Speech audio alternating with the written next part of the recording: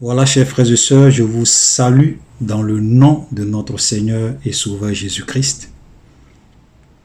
Aujourd'hui, nous allons voir un enseignement très capital que Jésus a donné et qu'on appelle généralement le sermon sur la montagne, les béatitudes. C'est un enseignement vraiment qui a, j'ai envie de dire aujourd'hui, a disparu de nos églises. Il y a des messages qu'on ne retrouve plus, qu'on n'entend plus. C'est malheureux. Et donc nous allons voir dans cet enseignement que Jésus a donné, nous allons parler de la bénédiction, la vraie bénédiction, la véritable bénédiction.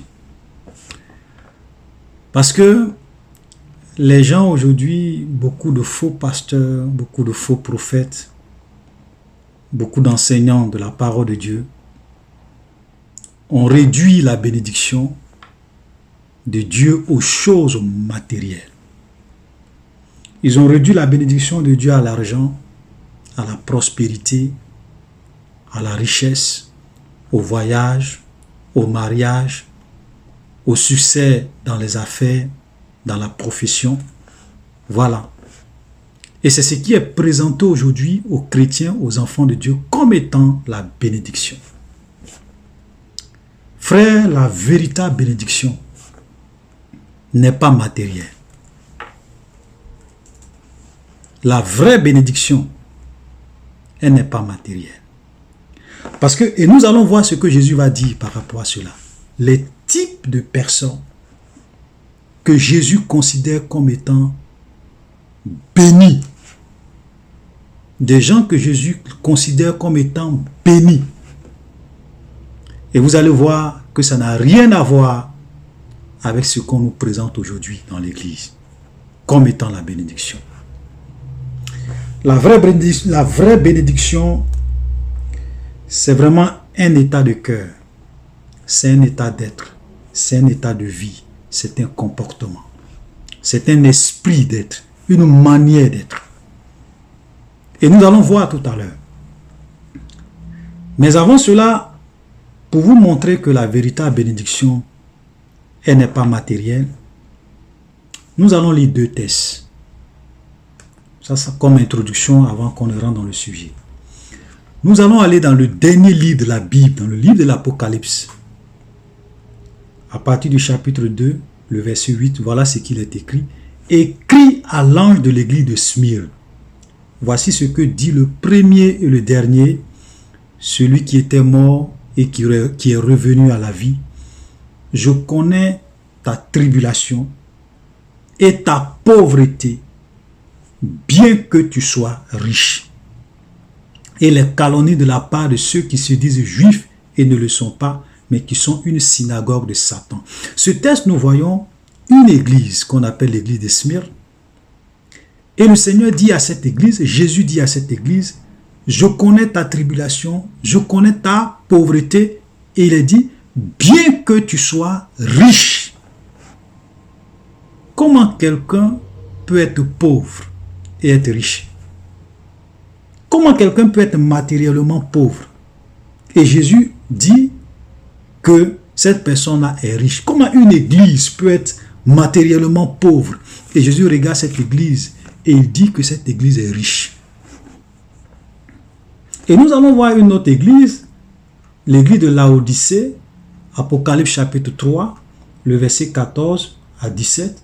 Voilà ce qu'il est écrit. Écrit à l'ange de l'église de Laodicée, voici ce que dit l'Amen, le témoin fidèle et véritable, le commencement de la création de Dieu.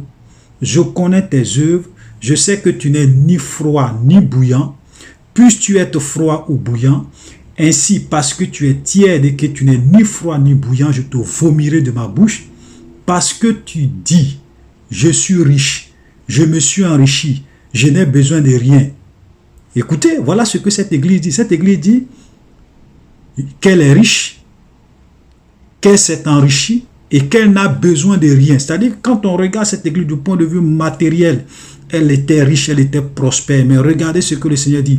Et parce que tu ne sais pas que tu es malheureux, tu es misérable pauvre, aveugle et nu. Et parce que tu ne sais pas que tu es malheureux, misérable, pauvre, aveugle et nu, je te conseille d'acheter de moi de l'or éprouvé par le feu, afin que tu deviennes riche, et des vêtements blancs, afin que tu sois vêtu et que la honte de ta nudité ne paraisse pas. Voilà une église qui se disait riche, qui s'est enrichie. C'est-à-dire que quand on regarde l'église de Laodicée, matériellement, c'était une église prospère. Mais Jésus dit, tu es pauvre, tu es misérable, tu es aveugle, tu es nu. Frère, c'est là une preuve que ce que Dieu considère comme richesse, ce n'est pas toujours ce que les hommes considèrent comme richesse. Ce que Dieu considère comme une bénédiction, ce n'est pas toujours ce que l'homme considère comme une bénédiction. C'est pour cela que je disais tout à l'heure, devant Dieu, la vraie bénédiction, ce n'est pas le matériel. Ce n'est pas l'argent, ce n'est pas l'or, ce n'est pas le succès, ce n'est pas les entreprises. La vraie bénédiction, frère, elle est spirituelle. Voilà une église qui est riche. Jésus dit qu'elle est pauvre. Une autre église est pauvre. Matériellement, Jésus dit qu'elle est riche. Vous savez, les biens matériels que nous avons, ce sont des superflus que Dieu nous donne pour que nous puissions en jouir. Ce sont des bonus que Dieu nous donne pour que nous puissions en jouir. Ce sont des richesses incertaines. La Bible qualifie ça de richesses incertaines. Ce sont des richesses qui ne sont pas éternelles. Ce n'est pas les véritables richesses, ce n'est pas les véritables bénédictions. Et j'ai fait un enseignement là-dessus que j'ai intitulé la véritable bénédiction et la véritable prospérité. Si vous voulez comprendre c'est quoi la véritable bénédiction, la véritable prospérité, vous pouvez aller écouter cet enseignement. Mais aujourd'hui, nous allons vraiment parler de la vraie bénédiction et quand je parle de la vraie bénédiction, dans les béatitudes, les types de personnes que Jésus considère comme étant des gens bénis. Et vous allez voir que ça n'a rien à voir avec l'argent, avec la prospérité matérielle. Donc notre texte de base se trouve dans Matthieu. Le sermon sur la montagne commence à partir de Matthieu chapitre 5. Et nous allons commencer à faire la lecture à partir du verset 1er. Voyant la foule, Matthieu 5, verset 1er, voyant la foule, Jésus monta sur la montagne, et après qu'il se fut assis, ses disciples s'approchaient de lui. Puis, ayant ouvert la bouche, il les enseigna et dit. Donc voilà un enseignement que Jésus va donner à ses disciples. Sur une montagne, il va aller s'asseoir comme un père de famille. Voilà, comme un père de famille, il était assis. Ses disciples vont s'approcher de lui et il va commencer à leur enseigner les vérités du royaume des cieux. Il dit au verset 3, heureux les pauvres en esprit, car le royaume des cieux est à eux. Vous savez, souvent il y a des mots, quand vous lisez en français, c'est pas vraiment pointu, c'est pas vraiment puissant. En anglais, quand vous prenez ce texte en anglais, dans la Bible King James en anglais, on dit blessed are the poor in spirit. Ça veut dire, là on dit pas heureux, on dit béni. Bénis sont les pauvres en esprit. Voilà, blessed, c'est-à-dire on dit béni. On n'a pas dit heureux, on dit béni. Donc ceux qui sont pauvres en esprit sont bénis. Donc bénis. Donc je vais essayer de remplacer tout ce qui est heureux par béni. Parce que c'est de ça qu'il s'agit. Parce que heureux les pauvres en esprit, on peut souvent mal comprendre. Mais la traduction King James dit, bénis sont les pauvres en esprit. C'est pour cela que je parlais de la vraie bénédiction. Donc ici on dit, bénis sont les pauvres en esprit, car le royaume des cieux est à eux. Voilà la première catégorie de personnes que Jésus considère comme étant des gens bénis. Bénis sont les pauvres en esprit, car le royaume des cieux est à eux. Mais c'est quoi être pauvre en esprit? Nous pouvons faire une comparaison avec quelqu'un qui est pauvre physiquement. Vous savez, quelqu'un qui est pauvre, un mendiant, c'est quelqu'un qui dépend des autres. Il n'a rien. C'est-à-dire qu'il vit au jour le jour en dépendant des autres. Donc il va aller mendier aujourd'hui, ce qu'il a eu, il va manger. Demain encore, il va aller mendier. Parce qu'il est pauvre. Donc, le pauvre en esprit, c'est celui qui reconnaît que spirituellement, il est pauvre. Que spirituellement, il n'est rien. Et donc, c'est une personne qui, voyant sa pauvreté, sa misère spirituelle, va faire quoi? Va dépendre de Dieu. Va vivre aux dépens de Dieu. Frère, voilà celui qui est pauvre en esprit. Et un enfant de Dieu, un vrai enfant de Dieu, c'est celui qui se considère comme étant quelqu'un qui est pauvre en esprit. Quelqu'un qui a besoin de Dieu. Quelqu'un qui dépend et qui sait que devant le diable, spirituellement parlant, il n'est rien. Devant les démons, il n'est rien. Devant les sorciers, il n'est rien. Devant les mystiques, il n'est rien. C'est-à-dire que si ce n'est pas la grâce de Dieu, il n'a aucun pouvoir devant le diable, devant les démons, devant les mystiques. Donc, et parce qu'il voit cette pauvreté spirituelle, il dépend de Dieu. Et l'une des marques de cette dépendance, c'est quoi? C'est quelqu'un qui a une vie de prière. La prière est comme une respiration pour lui. La prière est comme de l'air qui respire. Et la prière est comme vraiment de l'eau qu'il boit tous les jours. Il dépend. Il est constamment en communion avec Dieu. Et il se préserve du mal. C'est-à-dire quelqu'un qui marche dans la sainteté et qui mène une vie de dépendance de Dieu. Et cela est marqué par une vie de prière. Heureux ceux qui sont pauvres en esprit. Ce n'est pas des gens qui sont orgueilleux. Ce n'est pas des gens qui pensent que sans Dieu, eux, ils peuvent vraiment dominer, ils peuvent vraiment vaincre, ils peuvent vraiment triompher. Non. Le pauvre en esprit, c'est quelqu'un qui dépend de Jésus. C'est pour cela que Jésus a dit que nous sommes comme les branches de l'arbre. Et lui, il est le tronc. C'est-à-dire que si nous, on n'est pas rattachés à lui, nous ne pouvons rien faire, nous ne pouvons pas vivre. Et lui-même pouvait le dire, sans moi, vous ne pouvez rien faire. Donc le pauvre en esprit, c'est ça. Bénis soient ceux qui sont pauvres en esprit. Ceux qui sont pauvres en esprit sont bénis. Et ils triomphent du diable. Ils triomphent des ténèbres. Ils triomphent des sorciers. Ils triomphent des mystiques. Pourquoi? Parce que spirituellement, ils dépendent de Dieu. Bénis soient les pauvres en esprit. Et la Bible dit car le royaume des cieux est à eux. Toutes les ressources du ciel est à eux. Toutes les ressources du ciel, c'est à eux. Car le royaume des cieux est à eux. Alléluia. Donc voilà une catégorie de personnes que Jésus considère comme étant bénies. La deuxième catégorie de personnes, il dit heureux ou bien bénis soient les affligés. Moi, comme je l'ai dit, je vais remplacer tout ce qui est heureux par bénédiction. Bénis soient les affligés, car ils seront consolés. Bénis soient ceux qui pleurent à cause de Jésus. Bénis soient ceux qui sont affligés à cause du royaume de Dieu. Des gens parce que ils veulent suivre Dieu. Des gens parce qu'ils veulent mettre en pratique la parole de Dieu. Ils souffrent, ils pleurent, ils sont affligés à cause de leur foi, à cause de leur engagement, à cause de leur crainte, de la crainte qu'ils ont de Dieu.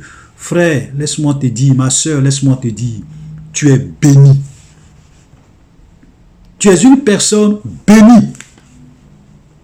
Voilà la vérité. Tous ceux qui pleurent, tous ceux qui gémissent pour le Seigneur, vous êtes bénis. Tous tous ceux qui sont affligés pour la cause du royaume de Dieu, vous êtes bénis. Voilà la vérité. Frère, voilà la vérité. Tous ceux qui versent des larmes à cause du royaume de Dieu, qui dans leur chambre pleurent secrètement à cause de tout ce qu'ils subissent parce qu'ils veulent plaire à Dieu, vous êtes des hommes, des femmes bénis. Frère, c'est ça qui est la vérité. Et ces paroles, ce n'est pas moi qui le dis, c'est Jésus qui le dit. Alléluia. Une autre catégorie de personnes que Jésus considère comme étant bénies, il dit, bénis sont les débonneurs, car ils hériteront la terre. Un débonneur, c'est quelqu'un qui est vraiment doux. C'est vraiment quelqu'un qui est gentil. C'est vraiment quelqu'un qui est aimable. C'est vraiment quelqu'un qui a un bon cœur et un grand cœur. Un cœur qui est rempli de douceur. Ce n'est pas des gens qui sont arrogants dans leurs paroles. Ce n'est pas des gens qui sont orgueilleux. Ce n'est pas une personne qui est orgueilleuse. Et la Bible dit que bénis soient ceux qui sont doux, qui ne sont pas violents. Il y a des gens qui sont violents dans la parole. C'est-à-dire quand ils parlent, vous pouvez même sentir la violence. Un enfant de Dieu n'est pas comme ça. Une femme qui fait profession de servir Dieu est caractérisée par un esprit de douceur et un esprit de paix. Alléluia. Donc tous ceux qui sont des débonneurs, Jésus dit qu'ils sont bénis, car ils hériteront la terre. Ils hériteront la terre. Une autre catégorie de personnes que Jésus considère encore comme bénies. Le verset 6. Il dit, bénis soient ceux qui ont faim et soif de la justice, car ils seront rassasiés. Ça veut dire que des gens qui soupirent après la justice, après la sainteté, après tout ce qui est droit, tout ce qui est honnête, tout ce qui est juste, Jésus dit que vous êtes bénis. Jésus vous bénit et il dit, bénis sont ceux qui ont soif et qui ont faim de la justice. Nous vivons dans un monde qui est rempli d'injustice. Nous vivons dans un monde qui est rempli de méchanceté. Et ce qui est souvent dramatique, c'est de voir que même, vous venez souvent vous pouvez aller dans beaucoup d'églises. Les gens ne sont pas justes. Les gens ne pratiquent pas la justice. Les gens sont malhonnêtes. Les gens ne sont pas sérieux. C'est-à-dire que le lieu qui est l'église où on devrait avoir la justice, souvent c'est l'injustice que les gens commettent. Frère, notre Dieu est un Dieu de justice. Et en tant qu'enfants de Dieu, nous devons être des gens qui marchent dans la justice, qui pratiquent la justice, des gens qui sont droits, qui sont corrects dans tout ce qu'ils font. Et tous ceux qui ont soif et tous ceux qui ont faim et qui ont soif de cette justice, Jésus dit qu'ils sont bénis. Nous allons lire un texte. Tout à l'heure, je parlais souvent de l'injustice souvent qu'on rencontre dans le milieu chrétien. Vous avez des chrétiens qui font 2 poids, 2 mesures. Vous avez des hommes de Dieu qui font 2 poids, 2 mesures. L'injustice dans leur cœur. Ils ne traitent pas les enfants de Dieu au même pied d'égalité. Regardez ce que 1 Corinthiens chapitre 6 nous dit. Verset 4. 1 Corinthiens 6, verset 4. Donc, quand vous avez des différends pour les choses de cette vie, ce sont des gens dont l'Église ne fait même aucun cas que vous prenez pour juge. Je vous le dis à votre honte. Ainsi, il n'y a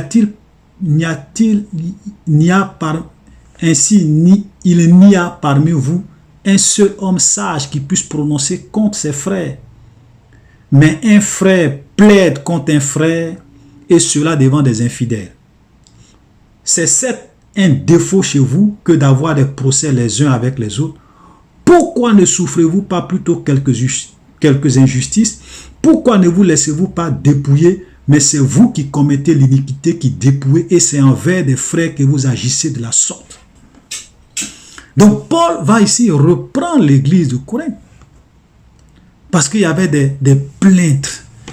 Entre eux, les gens allaient se plaindre. Et ce sont les gens du monde, les juges du monde qui venaient juger leur affaire. Et Paul leur dit, mais vous qui devrez être justes, c'est vous qui commettez l'injustice. Et c'est envers des frères que vous vous comportez comme ça. Mais il dit une phrase qui est très intéressante. Il dit, mais pourquoi vous ne souffrez pas, vous ne souffrez-vous pas plutôt quelques injustices? Pourquoi ne vous laissez-vous pas plutôt dépouiller? Frère, un enfant de Dieu, ce n'est pas toujours celui qui cherche à avoir raison. C'est celui qui peut accepter de subir l'injustice. C'est celui qui peut accepter d'être dépouillé pour la cause du royaume de Dieu. Jésus dit, bénis sont ceux qui ont soif de la justice. Ceux qui pratiquent la justice et même qui acceptent souvent de subir des torts pour la gloire du royaume. Mais regardez le verset 9. Ne savez-vous pas que les injustes n'hériteront point le royaume de Dieu? Ne vous y trompez pas. Ni les impudiques, ni les idolâtres, ni les adultères, ni les efféminés, ni les infâmes, ni les voleurs, ni les cupides, ni les ivrognes, ni les outrageurs, ni les ravisseurs n'hériteront le royaume de Dieu. Ça veut dire que tous ceux qui commettent ces injustices, parce que quand tu vis dans l'impudicité, tu es en train de commettre une injustice. Quand tu vis dans l'idolâtrie, tu es en train de commettre une injustice. Quand tu vis dans l'adultère, tu es en train de commettre une injustice. Le vol, la cupidité, l'ivrognerie, etc., etc. Et Paul dit que tous ceux qui commettent ces injustices n'hériteront pas le royaume de Dieu. Frères, soyons du nombre de ceux qui pratiquent la justice, qui ont soif de la justice et qui aiment la justice. Et frères, vous savez, le temps arrive où ce monde va prendre fin, où la justice de Dieu va remplir toute la terre. Et il y a une phrase que j'aime bien dans Zacharie 14, à partir du verset 20. Quand le Christ viendrait établir son règne sur la terre, son règne de 1000 ans, Zacharie 14, 20 nous dit, en ce jour-là, il sera écrit sur les clochers des chevaux, sainteté à l'Éternel. Voilà la vérité. Frère, l'injustice va prendre fin un jour. Et même sur les clochers des chevaux, il sera marqué sainteté à l'Éternel. Parce que la justice et la sainteté vont ensemble. Voilà. Sainteté à l'Éternel. Bénis sont ceux qui ont soif et qui ont faim de la justice. Ensuite, une autre catégorie de personnes, frères, que Jésus considère comme bénis. Le verset 7. Il dit, heureux les miséricordieux, car ils obtiendront miséricorde. Vous savez, quelqu'un qui est miséricordieux, c'est quelqu'un qui est compatissant. Et c'est une personne qui pardonne facilement. Frères, tous ceux qui ont un cœur qui pardonne facilement, tous ceux qui sont miséricordieux, vous êtes bénis. Vous êtes bénis. Alléluia. Vous savez, Jésus a dit, il dit, si vous ne pardonnez pas aux hommes leurs offenses, votre Père qui est dans les cieux ne vous pardonnera pas non plus vos offenses. Un enfant de Dieu, c'est celui qui doit apprendre à pardonner. Un enfant de Dieu, ce n'est pas celui qui rend le mal pour le mal. Ce n'est pas celui qui rend le mal pour le mal. Jésus a dit, aimez vos ennemis. Bénissez ceux qui vous maudissent. Priez pour ceux qui vous maltraitent. Un enfant de Dieu n'a pas d'ennemi sur la terre. Alléluia. Un enfant de Dieu n'a pas d'ennemi sur la terre. Son seul ennemi, c'est le diable et les démons et les puissants des ténèbres.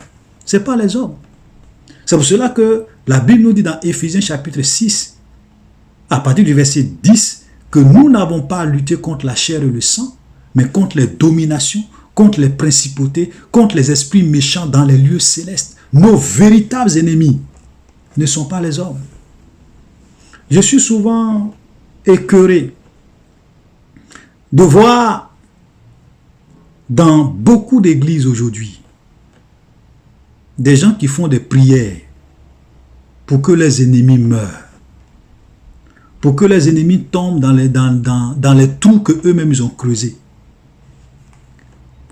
Comment des hommes qui craignent Dieu, des gens qui sont miséricordieux, peuvent faire de telles prières pour que les hommes, leurs ennemis meurent, tombent dans le piège qu'eux-mêmes ils ont creusé? Vous voyez? Et ça je l'ai plusieurs fois dit dans beaucoup de mes vidéos. Vous pouvez aller écouter beaucoup de mes vidéos. J'ai dit aimez vos ennemis, le message de Jésus. Aimez vos ennemis. Frère, nous ne sommes plus au temps de l'Ancien Testament. Dans l'Ancien Testament, il était dit, tu aimeras ton prochain et tu haïras ton ennemi.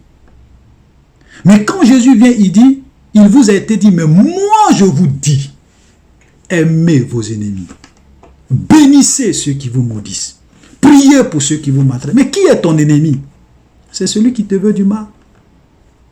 C'est celui qui souhaite ta mort. C'est celui qui souhaite ton échec. C'est celui qui souhaite que tu échoues dans la vie. C'est celui qui va te mettre les bâtons dans les roues. Mais Jésus dit, il faut l'aimer, il faut le bénir. Voilà la vérité, frère. Heureux, bénissons les miséricordieux, car ils obtiendront miséricorde. C'est-à-dire que quand tu es quelqu'un qui pardonne, quand tu es quelqu'un qui est compatissant, quand tu es quelqu'un qui ne garde pas rancune dans ton cœur, quand tu es quelqu'un qui ne rend pas le mal par le mal, et tu dis, la vengeance est à Dieu, la rétribution à Dieu, frère, Dieu dit, Dieu te fera aussi miséricorde. C'est pour cela qu'il a dit, si vous ne pardonnez pas aux hommes leurs offenses, votre Père qui est dans les cieux ne vous pardonnera pas aussi vos offenses. Mais si vous pardonnez, Dieu aussi vous pardonne. Voilà la vérité. Le verset 8, nous allons continuer parce qu'il y a beaucoup de bénédictions. Bénis sont ceux qui ont le cœur pur, car ils verront Dieu.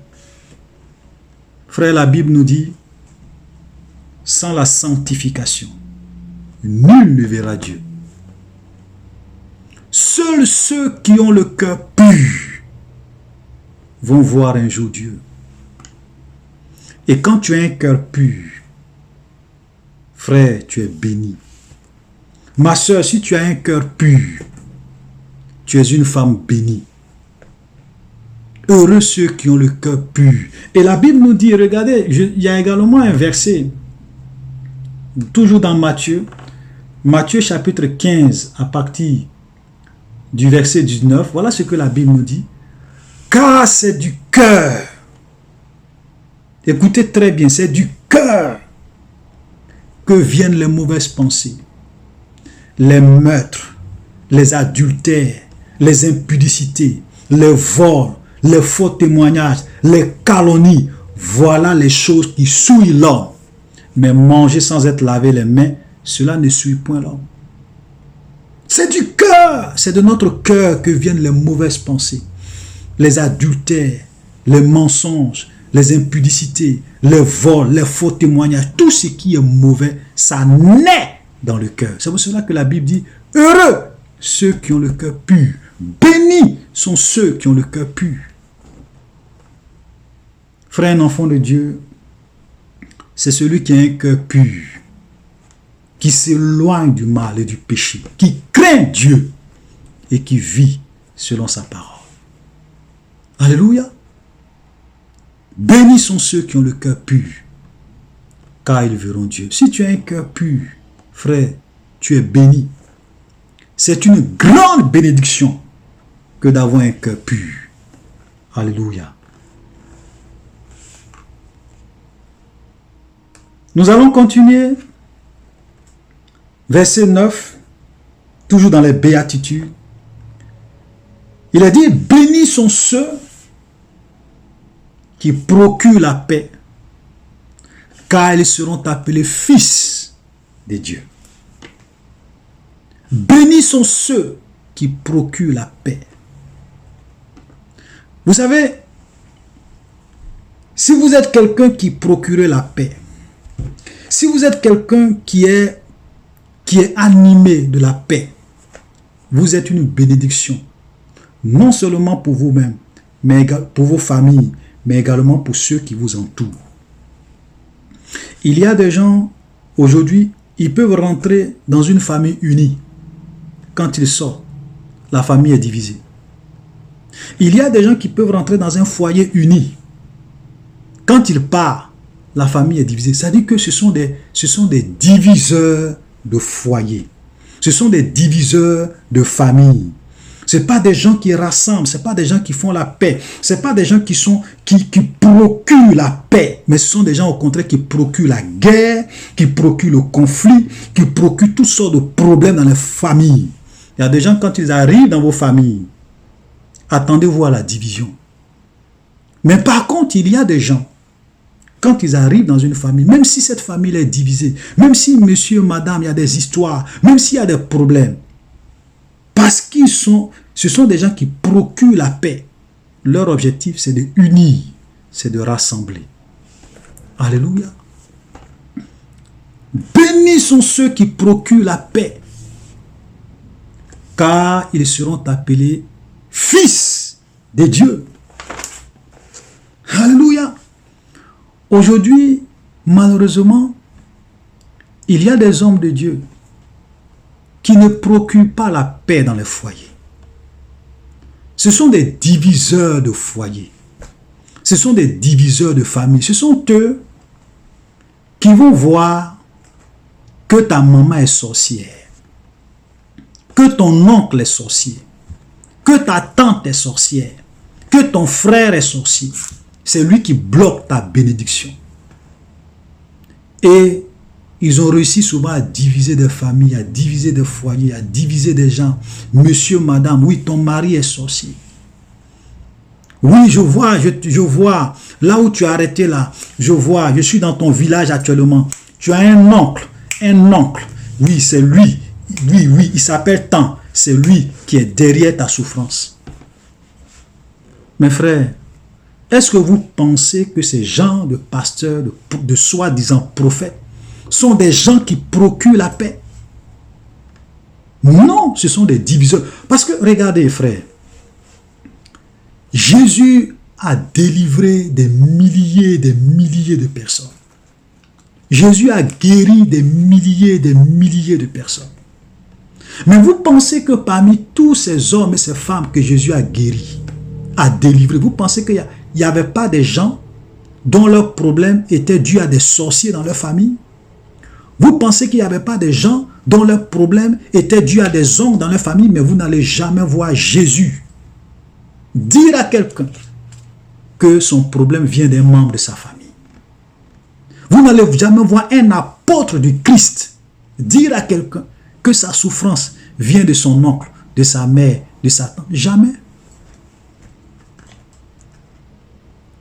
Parce que beaucoup de personnes n'arrivent pas à savoir qu'aujourd'hui, l'Église a été remplie de faux prophètes et le diable est quelqu'un qui est là pour s'aimer la division, pour s'aimer la séparation, pour s'aimer la confusion dans les familles. Dieu est quelqu'un qui unit. En tout cas, s'il y a un problème, une séparation, c'est que peut-être ça doit être par rapport au principe de Dieu. Mais ce n'est pas un problème de personne. Alléluia. Parce que, frère, entre le diable et puis Dieu, qui est fort? Qui est fort? Parce qu'un enfant de Dieu qui craint le Seigneur, d'abord Dieu te demande d'aimer tes ennemis, même les sorciers. Mais quand tu crains le Seigneur, quand tu vis, quand tu as une vie de prière, une vie de jeûne de prière, une vie de prière, une vie de sainteté, une vie de pureté, aucun sorcier, aucun mystique, aucun démon ne peut triompher de toi. L'ange de l'Éternel campe autour de ceux qui le crée. Donc, entre un enfant de Dieu et un sorcier, c'est le sorcier qui doit avoir peur d'un enfant de Dieu. Voilà. Donc, frère, quittons dans ça. Jésus n'est pas venu pour qu'on se divise. Il est venu pour rassembler, pour unir. Voilà. Et comme je le disais, souvent, quand il y a des... C'est vrai qu'on peut souvent être en conflit avec nos familles, mais ça doit être parce qu'on veut obéir à Dieu, on veut faire la volonté de Dieu, et que souvent nos parents nous disent de partir à gauche, Jésus lui veut qu'on aille à droite. Là, il peut souvent avoir des conflits. Ça, c'est autre chose. Mais venir diviser des familles sous prétexte que telle personne est à la base de ta souffrance, telle personne est à la base des blocages que tu as dans ta vie, frère, c'est diabolique et c'est satanique. Jésus n'a pas besoin de te dire que c'est ta mère qui est la source de ton problème pour te délivrer. Et Jésus ne va jamais faire ça. Parce que son objectif, il n'est pas là pour diviser les familles. Jésus a guéri, comme je le disais, des milliers de personnes. Mais nulle part dans la parole de Dieu. On a vu Jésus dire à quelqu'un, le problème que tu as là, c'est un membre de ta famille qui est à la base de ça. Jésus est trop sage. Tu peux avoir des problèmes qui soient, dont la base peut être un membre de ta famille. Mais Jésus te délivre. Parce qu'il veut que tu continues à être en paix avec tes parents qui sont sorciers, qui sont sorciers, que tu leur annonces l'évangile pour que eux aussi soient sauvés un jour. Il ne va pas venir semer la division. Alléluia. Nous allons continuer pour ne pas que la vidéo soit trop longue. Verset 10. Verset 10. Bénis sont ceux qui sont persécutés pour la justice, car le royaume des cieux est à eux. Bénis serez-vous lorsqu'on vous outragera, qu'on vous persécutera, qu'on dira faussement de vous toutes sortes de mal à cause de mon nom. Réjouissez-vous et soyez dans l'allégresse, parce que votre récompense sera grande dans les cieux, car c'est ainsi qu'on a persécuté les prophètes qui ont été avant vous. Frères, tous ceux qui sont persécutés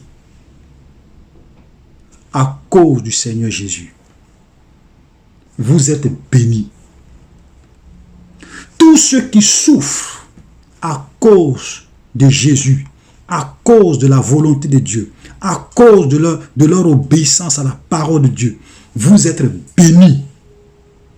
Tous ceux que les gens traitent de tous les noms, les jeunes filles que les gens traitent de tous les noms, elles sont pas à la page, elles sont ceci, elles sont dépassées, les gens se moquent d'eux dans leur quartier, tous les jeunes gens, que les gens se moquent d'eux dans leur quartier. Pourquoi? Parce qu'ils ne veulent pas faire comme les autres. On leur a donné toutes sortes de noms. Mon frère, tu es un homme béni. Ma soeur, tu es une femme bénie. Bénis sont ceux qui sont persécutés, bénis sont ceux qui sont outragés, qui sont persécutés pour la justice, car le royaume des cieux est à vous.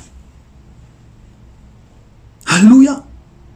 Et la Bible dit que votre récompense sera grande dans le ciel.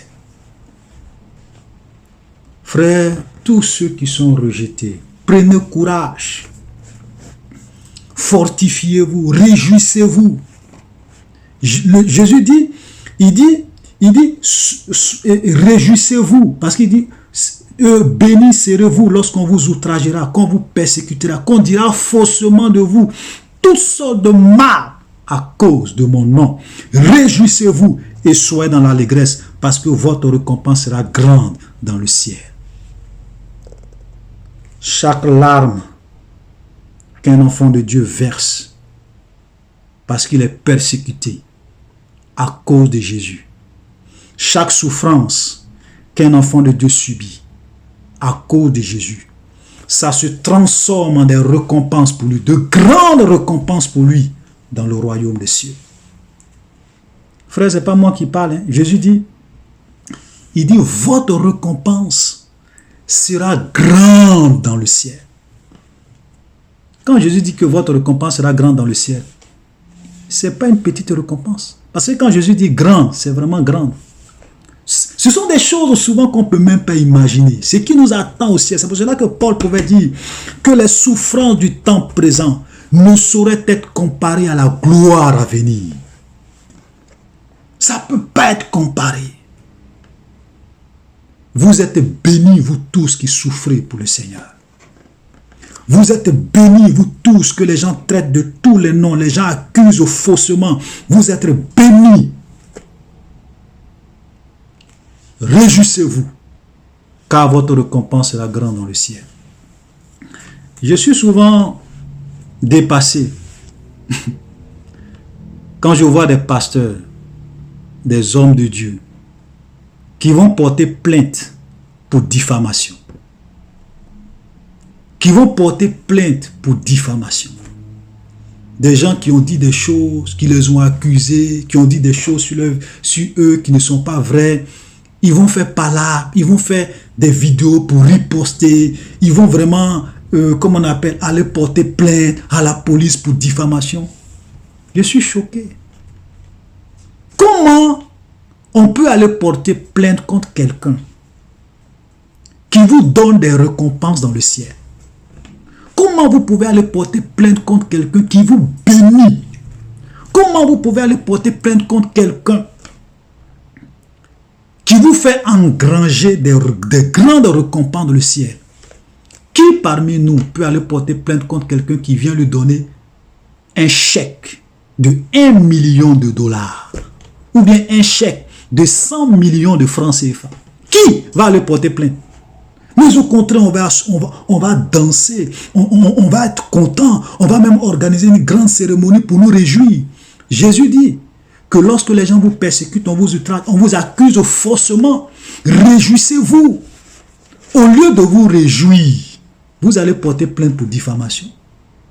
Au lieu de vous réjouir, vous allez faire des vidéos pour répliquer. Au lieu de vous réjouir, vous allez faire des vidéos pour vous défendre.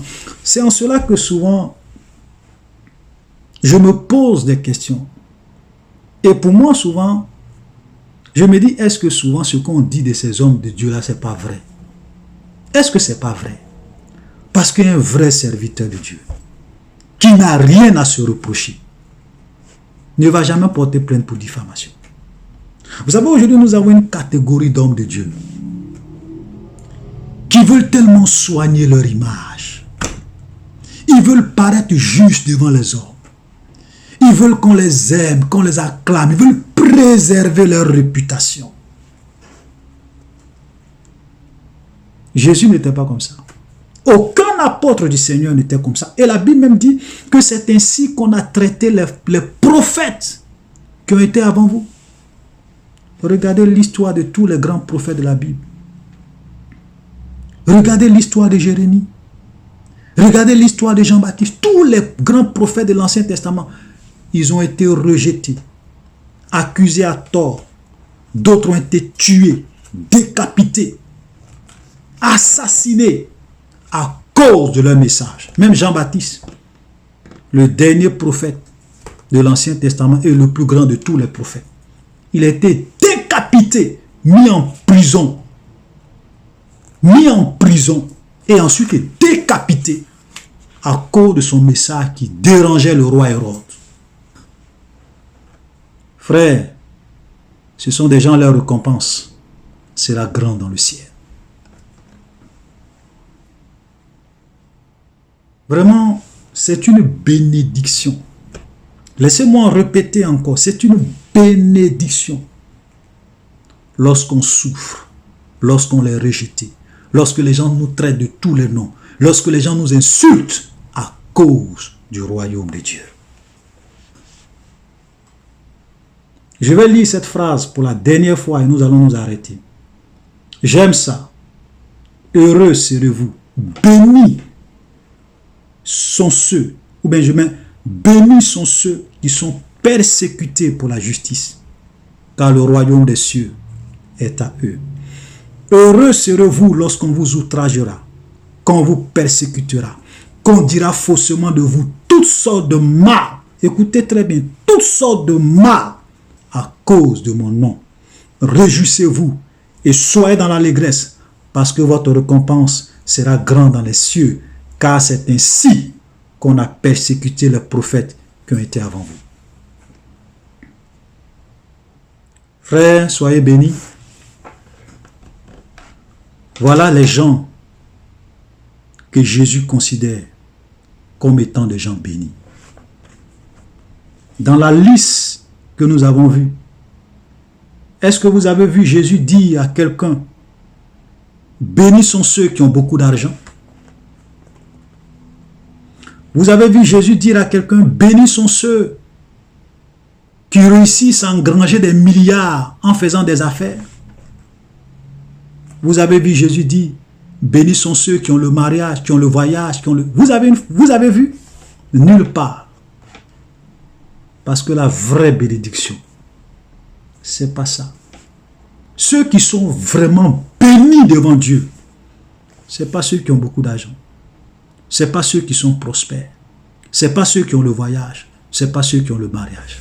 Vous pouvez avoir tout ça et être malheureux, misérable, pauvre, nu et aveugle, comme l'église de Laodicée. Soyez bénis. Soyons de ceux qui sont bénis devant Dieu. Shalom et à la prochaine.